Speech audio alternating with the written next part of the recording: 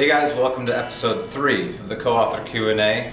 Again, this is Will, and this is Jordan, and this is Jordan. So we're doing this a bit early today because we are both busy with other things. So coffee is our friend. Today, we wanted to talk real quick about a question we get pretty much every single time we mention that we're co-authors, which is, how do you do that? How do you co-write a book? The first step is, for us, is knowing our characters. And what that means is we spent probably 6 to 9 months before we ever touched a keyboard, asking ourselves, who are the main characters and what does the story need? We knew who the main character was, Liana, and we knew that she had a family. But beyond that, we didn't really have a clear idea of who the characters were going to be. And so a lot of the things we talked about early on was, well, what inspires us? What, of the stories we've grown up with and are prominent in the world, who are those characters? Why do people love them? Why is it that everyone knows who R2-D2 and C-3PO are? Who are these characters that have made them so timeless? And so we spent 6 to 9 months figuring out who these characters are, what their motivations are, what makes them unique and why. And then after that, not after that, but along with that, we were also discussing the timeline of the actual story. As well as the world. Yeah. Because the world building aspect of the story impacts the characters just as much as it does the story. So we wanted to make sure the story we escaped into had a world that drew our attention. And I mean, it would be really hard to write a book about a character we don't like in a world we know nothing about or could care little of. Sometimes in the writing world you hear that there's prancers and plotters, basically two different kinds of writers. Prancers are people that just write and figure it out as they go. Plotters are ones that, just as it sounds, they plot out everything before they start writing. And due to the nature of a co-authorship, we needed to plot it out. Yep. We needed to know the pillars of the story. And so... Well, the reason for that was because we needed to be on the same page. Mm-hmm. If I was writing one thing and Will was dreaming another, and then he read my work, and then vice versa, we wouldn't be on the same page. So plotting was what worked best for a co-authorship.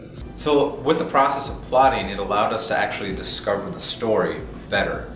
We had this idea of what the story would be, but in discussing these plot points and discussing the arc and all the various things that go into a story, that's what allowed us to discover that what we wanted to tell was greater than the original idea. And it allowed us to find this story that, we got really excited about. And so once the what I call the main pillars of the story were established, then we went to creating the scene cards and really breaking down those pillars into, okay, what's the various scenes of that pillar or of that chapter or whatever. And not the literal chapter, but just kind of this section or the act, if you will. This was a really cool part too, because we brainstormed it together, but then since we both have full-time jobs, we would email each other like these little ideas or thoughts or inspirations or dreams we had. And we would collect those ideas, print them off, and paper clip them to chapter 1 or chapter 6 or wherever we felt it necessary to fit. So each note card had 4, 5, 6, 7, 8 pieces of paper clipped to it.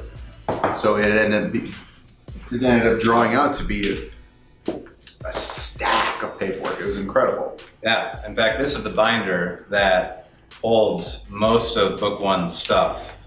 And here we go. Here's some of our... Yeah, there's a little detail. Here's some of our coffee-stained cards. See, we have printed notes and then we have handwritten notes of ideas that we wanted to put down. So we just made a mess. Like, that's the part of creativity.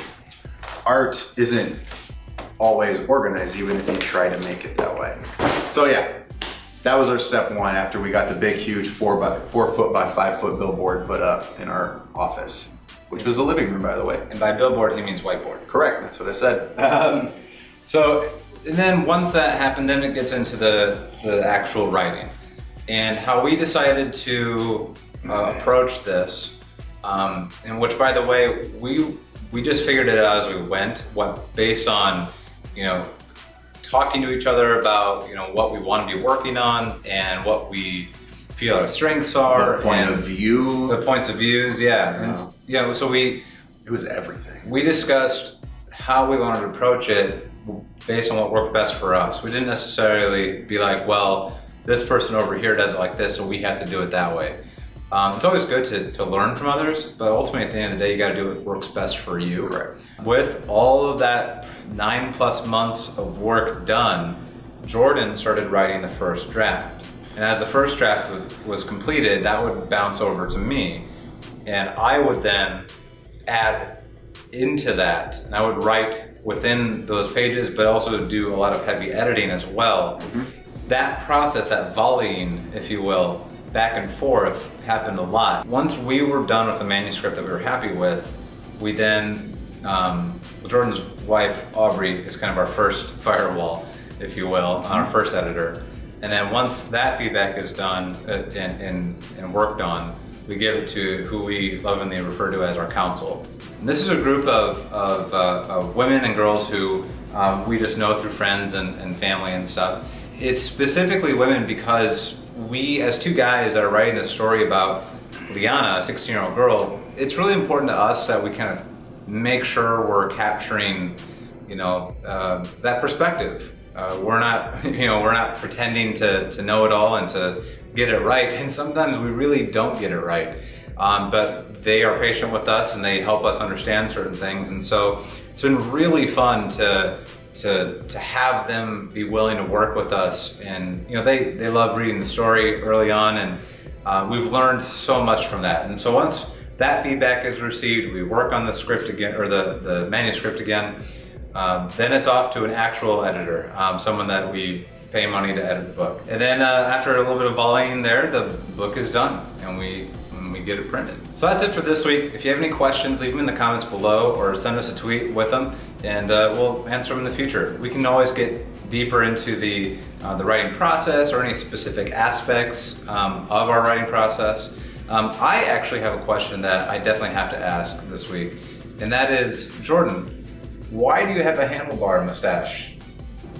I cosplayed as Hercule, aka Mr. Satan from Dragon Ball Z at Anime Iowa in Iowa City. Well, that's it for this week. Any sage words of advice? Cowabunga. Always. Take care. Peace.